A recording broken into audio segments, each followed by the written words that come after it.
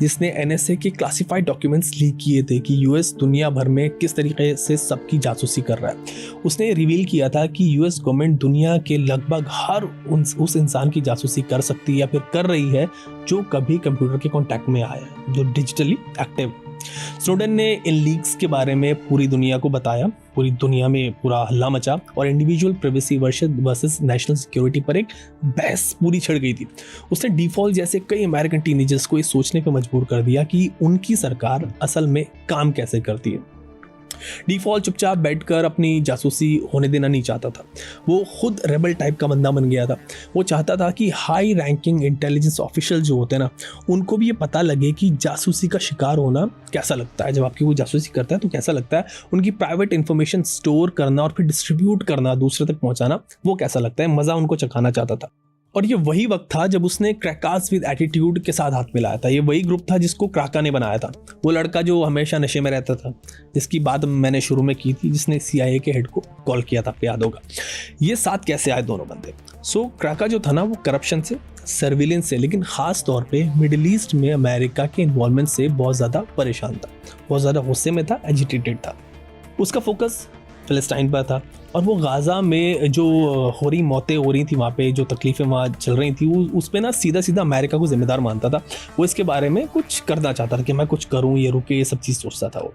उसने crackers with attitude नाम का एक ग्रुप शुरू किया। उसके पहले शिकारों में से एक था जेम्स क्लैपर, जो उस वक्त ओबामा एडमिनिस्ट्रेशन में नेशनल डायरेक्टर ऑफ इंटेलिजेंस था। क्लैपर का फ़ोन नंबर और एड्रेस सिर्फ एक गूगल सर्च पे उसको मिल गया था। उसको पता था किस तरीके से निकालना है, उसने निकाल लिया। इससे क्रैका को उसके ईमेल को हैक करने के लिए काफ़ी इन्फॉर्मेशन मिल गई ऑलरेडी। उसने ये सब कुछ ट्विटर पे पोस्ट कर दिया। हैकर्स अपने सो कॉल्ड अचीवमेंट्स जो है ना सोशल मीडिया पे पोस्ट करते ही हैं, आपको पता है, उनको हाईलाइट चाहिए होती है ताकि सबको दिखे। एंड इस पोस्ट को डिफॉल्ट ने देख लिया, उसका ध्यान उसकी तरफ गया। इसके बाद क्राका ने क्लैपर के घर के जो फ़ोन कॉल्स थे ना, उनको फ्री पैलेस्टाइन मूवमेंट के ऑफिस पर राउट कर दिया। यूएस इंटेलिजेंस चीफ के फ़ोन कॉल्स हैक हो गए थे। जितने भी कॉल्स क्लैपर को आ रहे थे वो फ्री पैलेस्टाइन मूवमेंट के ऑफिस पर फॉरवर्ड हो रहे थे। अब डिफॉल्ट ने क्रैका को रिस्पेक्ट में ट्वीट किया और दोनों में बातचीत शुरू हो गई। क्रैका और डिफॉल्ट साथ में काम करने लगे। क्रैका और CWA से जुड़े दूसरे जो हैकर्स थे, उन्होंने और भी बड़े ऑफिशियल्स को टारगेट करने के लिए टीम बना ली। वो यूएस ऑफिशियल्स को हैक करना चाहते थे। उनको ये दिखाना चाहते थे कि यूएस ऑफिशियल्स इतने ताकतवर नहीं है जितना वो समझते हैं अपने आप को। उनकी लिस्ट में सबसे ऊपर था John Brennan, of course CIA का हेड। लेकिन CIA हेड का फ़ोन नंबर निकालना, उसका प्राइवेट नंबर निकालना कोई आसान काम नहीं है। आप ऐसे नहीं निकाल सकते उनका नंबर, बहुत सीक्रेटिव होते हैं सब चीज़ें। ये काम क्रैका ने कैसे किया? सबसे पहले क्रैका ने ब्रेनन का पब्लिकली अवेलेबल फ़ोन नंबर निकाला, वो उसको मिल गया और पता लगाया कि वो वराइजन का नंबर है। वराइजन यूएस की टेलीकम्युनिकेशन कंपनी है, जैसे आपके यहाँ पे, हमारे यहाँ पे जियो है, एयरटेल है, वहाँ पे वराइजन है।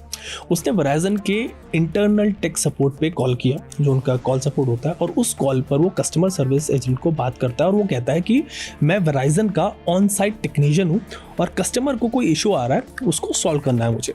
तो टेक सपोर्ट ने क्राका से उसका एम्प्लॉय कोड पूछा और वो पहले से पूरी तरह तैयार था। उसने वहीं पर एक फेक कोड बनाया और वो बता दिया।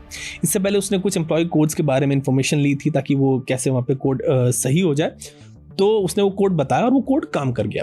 सपोर्ट का जो टेक्नीशियन था, उसने क्रैका को ब्रेनन के अकाउंट का एक्सेस दे दिया। अचानक उसके पास अकाउंट नंबर आ गया, पेन आ गया और जॉन ब्रेनन का प्राइवेट ईमेल एड्रेस आ गया और क्राका ने वही यूज़ किया। उसने ब्रेनन का AOL अकाउंट जो है, मेल अकाउंट है, वो टेक ओवर कर लिया, उसको हैक कर लिया और यहीं से शुरू हुई थी वो फ़ोन कॉल जिससे मैंने कहानी जो स्टार्ट की थी। एक बार ईमेल अकाउंट में जब वो घुस गया तो क्रैका को ब्रेनन का प्राइवेट फ़ोन नंबर वहाँ से मिल गया, आसानी से उसने वहाँ से ढूंढ लिया और उसने डिफ़ॉल्ट के साथ वो शेयर कर दिया। और फिर उन्होंने CIA के डायरेक्टर को लगातार स्पैम कॉल्स करना शुरू किए। जॉन ब्रेनन जो था वो डर गया था। भले ये कॉल्स प्रैंक से ज़्यादा नहीं थे कुछ, क्योंकि वो गाली वाली दे रहा था, ये सब चीज़ कर रहा था, लेकिन उसको ये लगा कि उनको कैसे पता चल गया उसका प्राइवेट नंबर। उस वक्त किसी को भी नहीं पता था कि इन कॉल्स के पीछे कौन है या उनके इरादे क्या हैं। ब्रेनन को कुछ वक्त के लिए लगा कि भाई ये एक्स्ट्रा सिक्योरिटी थ्रेट तो नहीं है। एक्स्ट्रा सिक्योरिटी उसने रखी और उसको लगा कि इसमें कुछ टेरर ग्रुप्स भी इन्वॉल्व हो सकते हैं। साथ ही ब्रेनन के ईमेल में घुसने से क्रैका को सेंसिटिव डॉक्यूमेंट्स का एक्सेस मिल गया। पहले उसने ट्विटर पे स्क्रीनशॉट्स पोस्ट किए सारे, लेकिन फिर डिफ़ॉल्ट के कहने पे उसने विकीलीक्स से कांटेक्ट किया। जूलियन असांज ने खुद इसमें इंटरेस्ट लिया, बातचीत की उन लोगों से। मतलब आप ये सोचो ना कि ये दोनों बंदे कहाँ तक पहुँच गए थे, जूलियन असांज तक पहुँच गए थे। फिर इसके बाद अक्टूबर 2015 में विकीलीक्स ने डॉक्यूमेंट्स पब्लिश किए। उनमें ब्रेन का 47 पेज का SF-86 एप्लीकेशन था। एक top secret security clearance form है जो उसके लिए ज़रूरी होता है। इस फॉर्म में उनकी क्रिमिनल हिस्ट्री मौजूद थी, साइकोलॉजिकल रिकॉर्ड्स थे, पुराने ड्रग अब्यूजेस के केस थे। मतलब इसके अलावा उन डॉक्यूमेंट्स में वो ऐसी कई डिटेल्स थी जो कोई भी ऑनलाइन नहीं चाहेगा, स्पेशली US इंटेलिजेंस ऑफिसर जो है। इस ब्रीच से US एजेंसी को करीब $1.5 मिलियन तक का नुकसान हुआ।